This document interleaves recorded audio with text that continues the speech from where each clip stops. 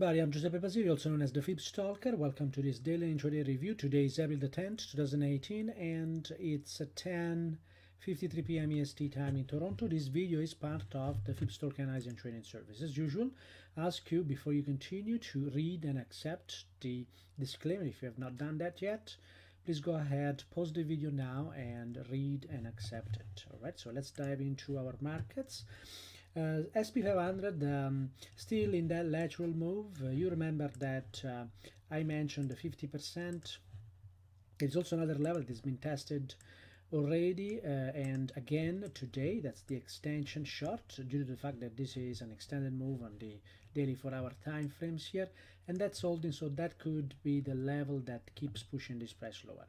If the 26.95 is based on the upside, we're gonna revisit the 27.90. Dollar index still within that 50% long here. If these levels hold, we could actually see now that continuation higher, trying to bring price into 97, 90, 91 level.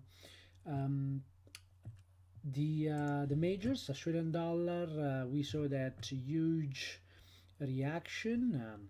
The market is being contained here in the extension short, notable anchor, so it has not made it to the 78.15. We'll see whether this price is capable of reaching that level. Of course, if the dollar index resumes its move, that's it for this market. So we're going to see a potential move lower from the current levels.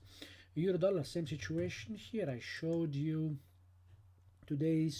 those two areas and levels I'm watching at the moment. The market seems to be stalling around these areas of shorts, and of course if the dollar index starts moving higher, that's it for this market, and it means that he traded the 50% short and is going to potentially start its move lower. Pound versus US dollar, on the other hand, it's relatively stronger here. He has traded a 50% long. Of course, he can reverse too. He may be forming a large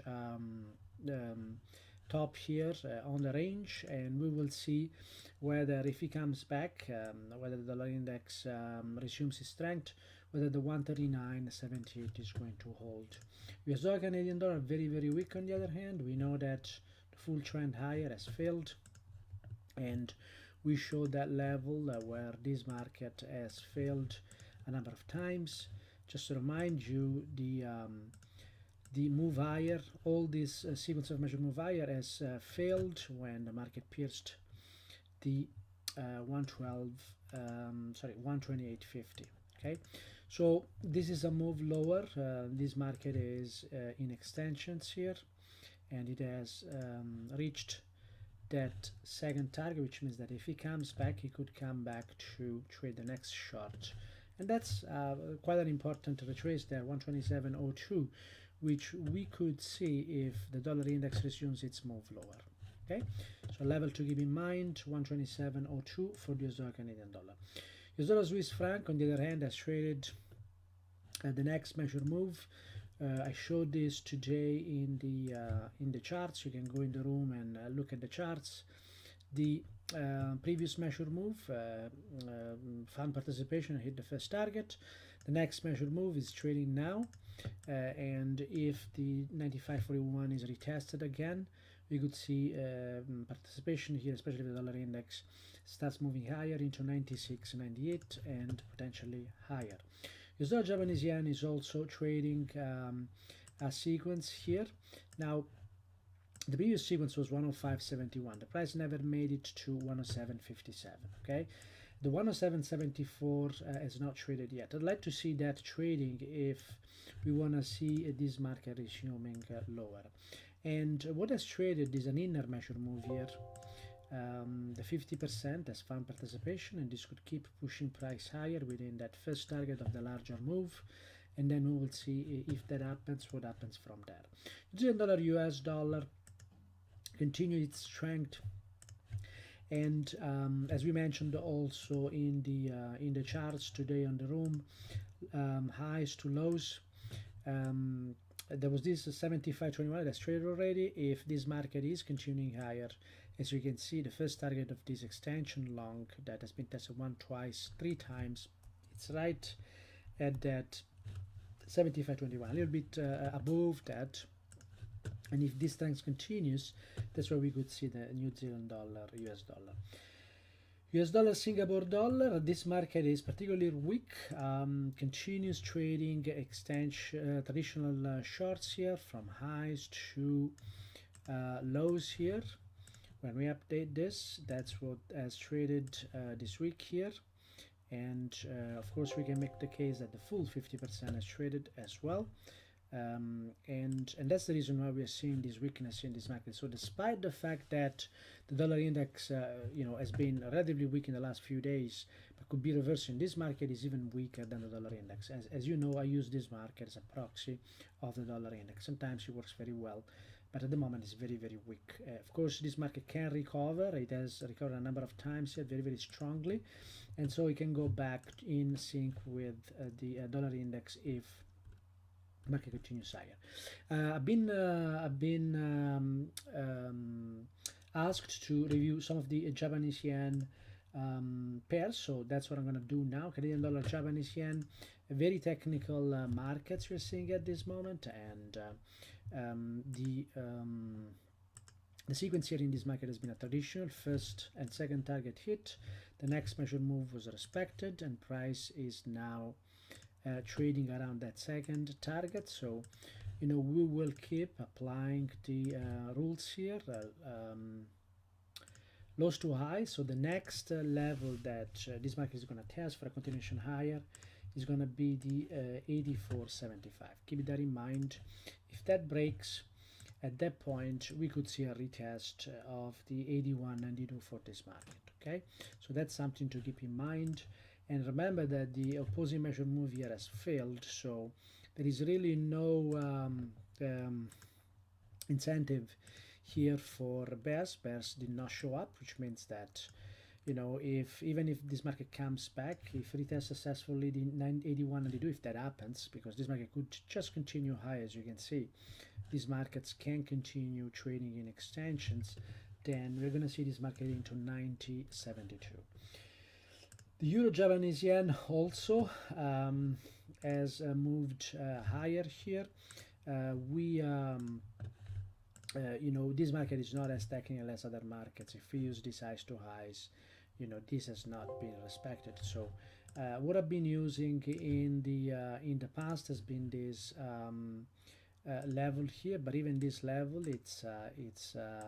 we tried to do that. The market never came into the level, so there is an extension along that is trading, and the best guess for us is on the weekly time frame, the 122. Of course, if we move on the daily time frame, then we can always find an extension that works well for this market. Actually, it has to be a notable extension, of course. Okay, so we're always gonna use the notable extensions, and that's what we can use in these markets here. And